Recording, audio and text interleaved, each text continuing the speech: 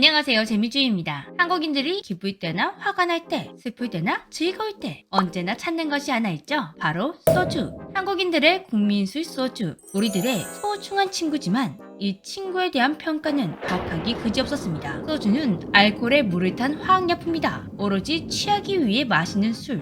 즉 저렴한 술이다라며 폄하하는 사람들이 많았는데요. 맞긴 맞습니다. 한국인들이 주로 먹고 있는 소주는 희석식 소주로 한국 전통 소주, 중류식 소주와는 달리 싼 값에 먹기 위해 공장에서 대량으로 찍어낸 제품입니다. 곡물 발효액을 여러 차례 증류시켜 알코올 도수를 90도 이상으로 만든 후 물 등을 희석해 시중에 판매되고 있는 소주의 도수까지 맞추고 있는 것인데요.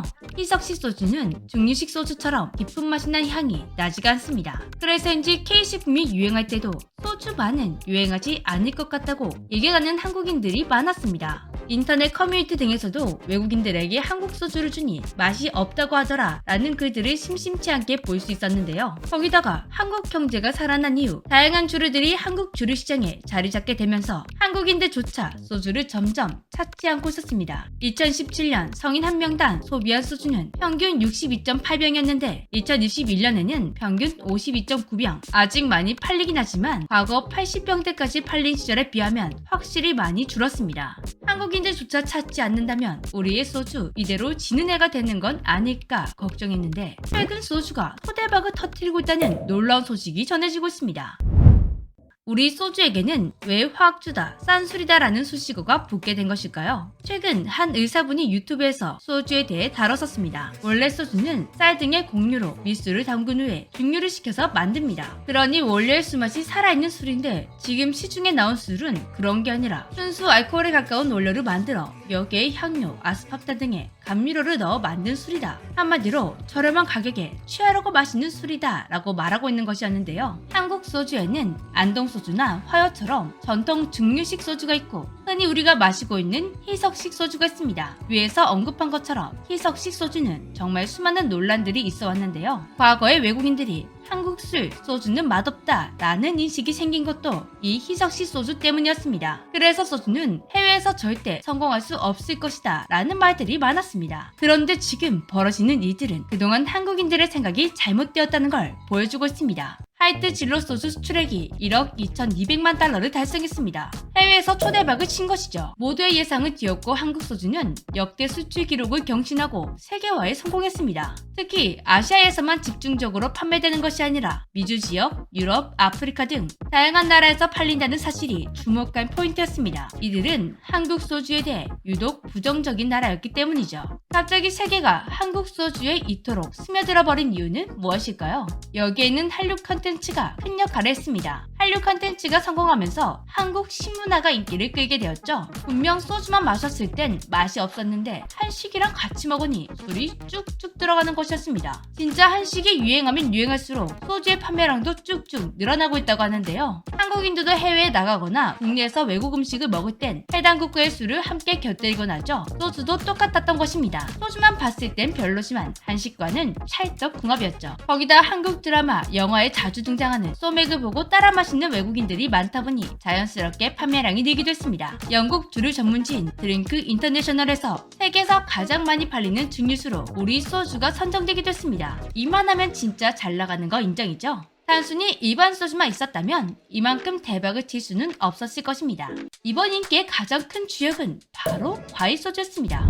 아마 이 소식을 듣고 이런 생각이 드시는 분들도 계실 텐데요. 과일 소주가 아직도 있었어? 2015년 3월 화성처럼 나타나 소주 시장을 강타한 과일 소주 스나리 처음처럼 유자 맛이 그 시작이었는데요. 기존 소주의 쓴맛과 높은 도수에 비해 달달하면서도 도수가 낮았던 스나리는 주 타겟층이었던 여성들은 물론 남성들에게도 많은 사랑을 받았습니다. 그때는 들어가는 술집마다 여기 스나리 한 병 추가요 라는 말들을 흔히 들을 수 있었는데요. 소주계의 허니버터칩이라는 말이 나올 정도로 정말 인기였습니다. 스나리가 데이트를 치게 되자 경쟁 주류 회사들은 너도 나도 아까투어 과일 소주를 출시했습니다. 출시와 동시에 시작된 인기는 단기간에 국내 주류 시장 15%를 차지해버렸습니다. 정말 과일 소주의 시대였습니다. 딱 1년 동안 말이죠.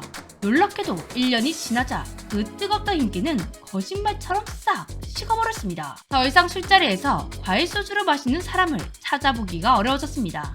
한때 15%나 되었던 점유율은 어느새 1%도 되지 않는 미미한 수준이 되었습니다. 회사들이 너도 나도 출시했던 다양한 맛의 과일 소주들은 한순간 대박 제품에서 재고 처리가 머리 아픈 골칫덩어리로 전락했죠. 그런데 2019년 과일 소주는 다시 한번 대박 상품으로 떠올랐습니다. 그것도 국내가 아닌 해외에서 인기가 폭발하게 되었죠. 과일 소주의 해외 수출액은 2017년만 해도 195억 원이었는데 2021년에는 993억으로 약 5배 이상 대폭 상승했죠. 순하리의 경우 미국을 시작으로 한 해외 수출이 지금은 37개국으로 늘어나면서 연평균 57%씩 성장을 기록하고 있다고 합니다. 해외 인기가 남다르다 보니 해외에 먼저 출시돼서 대박이 난 후 한국으로 역수출된 제품도 있었는데요. 자두의 이슬이 이 같은 경우였습니다. 과일 소주의 선두주자 순하리도 동남아에서 큰 인기를 얻고 있습니다. 순하리 딸기의 경우에는 고급 주류로 분류되어 캄보디아에서 결혼식 답례품으로 쓰이고 있다고 하는데요. 새로운 블루오션으로 떠오른 해외 시장. 다른 주류 회사들도 빠르게 진출하며 해외에서 한국 과일 소주들의 치열한 경쟁이 벌어지고 있는데요. 이렇게 한국에서 사라졌나 싶을 정도로 인기가 뚝 떨어졌던 제품이 해외에서는 이만큼이나 인기를 얻고 있다니 놀라운 사실이었습니다. 해외 인기가 급증하자 한국에서도 과일 소주에 대한 관심이 조금 살아났습니다. 과거만큼 술집마다 과일 소주를 배치해둔 것은 아니지만 새로운 맛의 과일 소주들이 꾸준히 출시되고 있는데요. 국내 주류 회사들은 과일맛 말고도 홍초, 비타오백, 아이스크림 등 더 다양한 맛을 시도하고 있습니다. 그런데 국내 시장에서는 반짝 인기밖에 못 얻었던 과일 소주가 해외에서는 몇 년째 인기가 식기는커녕 그 영역을 이만큼이나 넓히고 있는 걸까요? 가장 인기 있는 동남아 주류 시장을 분석해보니 그곳에는 주류가 맥주와 증류수로 양분되어 있었습니다. 그런데 증류수의 종류가 위스키나 보드카처럼 기본 30에서 40도나 되는 매우 높은 도수의 술이었죠. 반면 맥주는 일반적인 맥주보다 도수가 낮았습니다. 동남아의 무더운 날씨 때문에 맥주는 음용성에 중점을 두다 보니 마셔도 체온이 많이 올라가지 않도록 저도수의 맥주 시장이 형성되었다고 하는데요. 고도의 증류수, 저도의 맥주 이렇게 극단적인 선택지밖에 없다 보니 가볍게 즐기만한 술이 없었다고 합니다. 이런 주류 시장에 가볍게 즐길만한 도수에 맛도 좋은 과일 소주가 등장했으니 동남아 사람들이 홀릴 수밖에 없었겠죠. 미국에서는 몇 년 전부터 불기 시작한 저도수 트렌드에 딱 맞춰 과일 소주가 진출한 덕분인지 자연스럽게 인기를 얻으며 두 자릿수 이상의 성장세를 보이고 있습니다. 이제는 국내에서 출시되지 않는 맛들의 소주도 출시되고 있다고 하는데요. 한국 소주지만 한국에서는 마실 수 없다는 게 조금 아쉽네요. 저도 오늘은 시원한 과일 소주로 하루의 피로를 풀어봐야겠습니다. 오늘 이야기도 재밌게 들으셨다면 좋아요, 구독하기, 알림 설정 꼭 부탁드릴게요. 저는 또 다른 이야기로 돌아오겠습니다. 안녕!